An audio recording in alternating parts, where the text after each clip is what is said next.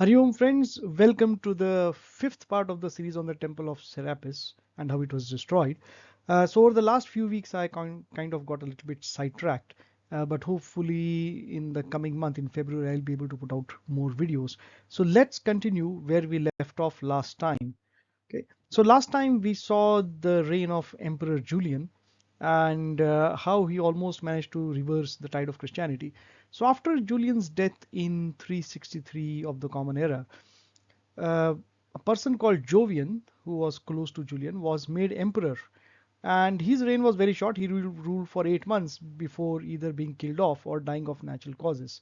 So it's still a bit uncertain.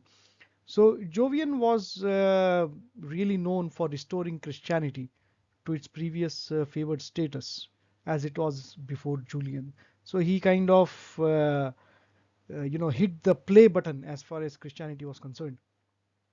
Now, on Jovian's death, there was a search for a consensus candidate because nobody wanted to become emperor because it was a dangerous thing. You could be assassinated, you would be killed, or the army could turn against you, people could turn against you. So nobody wanted to take the risk.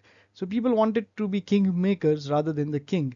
And as often happens in Indian politics as well, a consensus candidate is selected, and in many cases it turns out, for example, in the case of P.V. Narasimha Rao, that the consensus candidate is actually the strongest of all. And in this case, Valentinian was something similar. So Valentinian was offered the throne, and he accepted, being the emperor in February of 364 CE. Now, there were two brothers, Valentinian and Valens. So remember the Roman Empire. So let's kind of hop on a slide. So if you think about it, the Roman Empire was really uh, divided into two portions, each ruled by an emperor. So this was the western portion with Italy, and this was the eastern portion of the Roman Empire. So Valens ruled over this part, the eastern portion, and Valentinian ruled over the western part. Now Valentinian was the senior of the two brothers, so he was kind of the boss in this relationship, and they had a very close bond. So till Valentinian's death in around 375 CE, Valens perfectly mirrored whatever his brother did in the west. Valens would do that in the east, and they had this very good synchronization between them. So Valentinian ruled from 364 to 375 CE, and Valens ruled a little bit longer.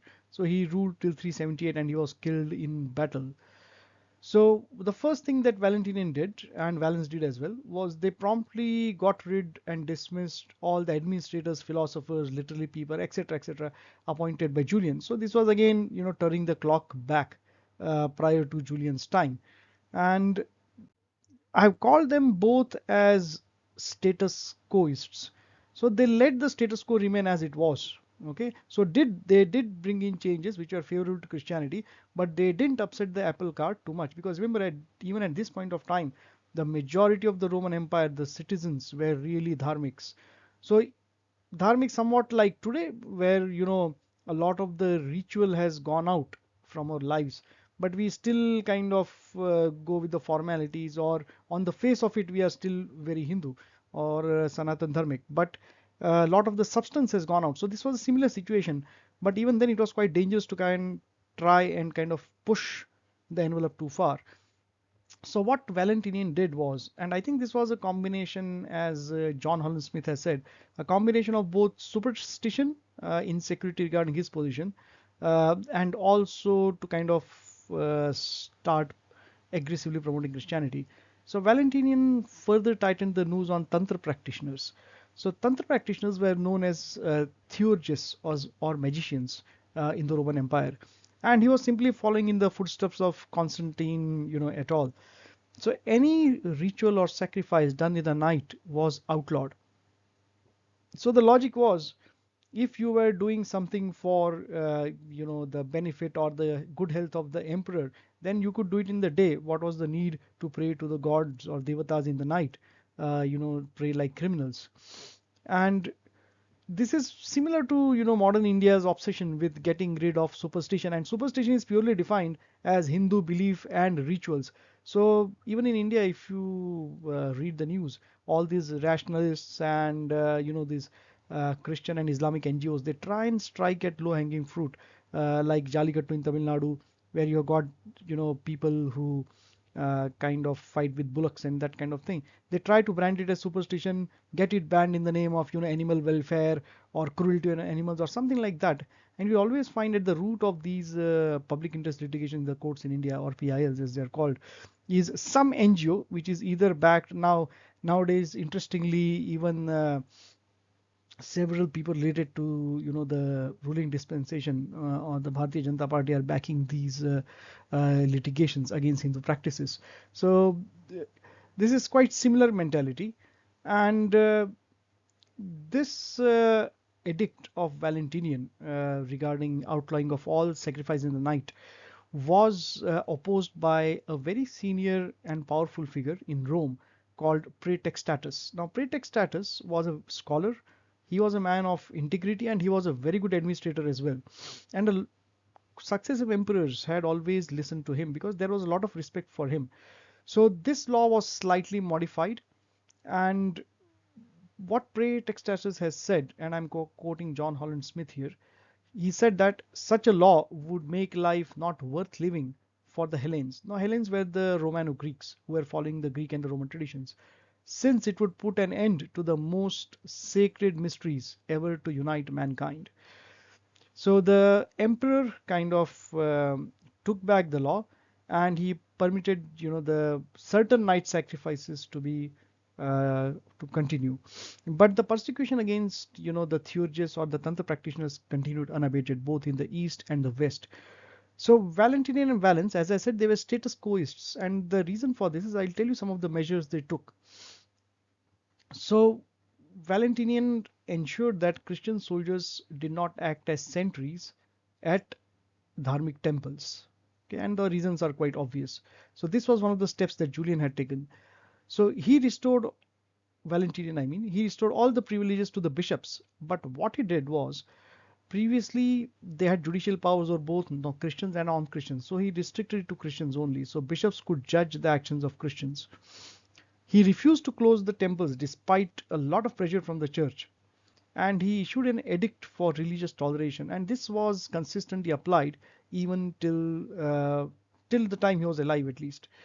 So the temples remained open and sacrifices were publicly offered. So the on the face of it, the rituals all continued, but we know by this point the society itself had become quite hollow in terms of its adherence to dharma. There were several processions, especially at Antioch, which were reintroduced, religious processions in honor of Demeter and Dionysos. Now, there was a governor of a particular province who also rebuilt a shrine, which was quite unheard of before Julian's time, because temples were left to rot and fall apart. Now, Valens mirrored his brother in actions in the eastern half of the empire. And he was a committed Christian as well. But the persecution, like I said, of the Tantra practitioners or the theurgists continued. Like I said, this is some of the low-hanging fruits.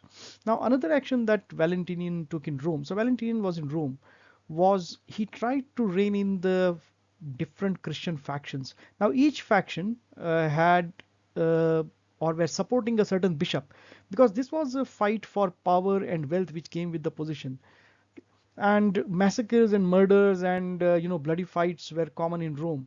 So Valentinian put a stop to that, and the greed and vanity of the Christian bishops uh, is observed by the Roman historian Ammianus, who says that for after they have succeeded in becoming the bishops and having all the power, they will be secure for the future, being made rich by the offerings of the matrons. Now, matrons means these, senior women who were past a certain age, but who had a lot of wealth as well, riding in carriages, dressing splendidly, fasting luxuriously. So, notice the irony and the paradox here, to the point where their entertainments outclass even imperial banquets. So even the feast given by the emperor pales in magnificence to their feasts. And the most obvious targets of Christian greed, or the greed of Christian priests, were old women, widows, and young orphan girls. So typically vulnerable women. So what Valentinian did was he also issued an edict forbidding priests from entering the homes of vulnerable women. And if they, by some means, got the woman to sign over property and wealth over to them, this was declared null and void. So these were some of the steps he took. So Valentinian was kind of balancing on both sides. So neither going to the extreme here or nor to the extreme there. And like I said before, Valentinian died in 375 CE and Valens was killed in 378 in a battle. Now in 371, Valentinian got the vice prefect of Rome, a chap called Maximinus. So Maximinus was asked to start persecuting the Tantrikas or Theurgists very aggressively. And this was very bloody, and this was replicated by Valens in the East. Okay, so that's all for this time.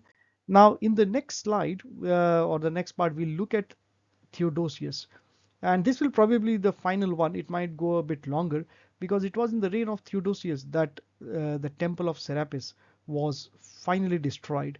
Okay, so that's all for this time, friends. This is a short video. So I hope you have liked it. And if you have liked it, please do remember to share, like, and subscribe. And I will see you next time. Thank you.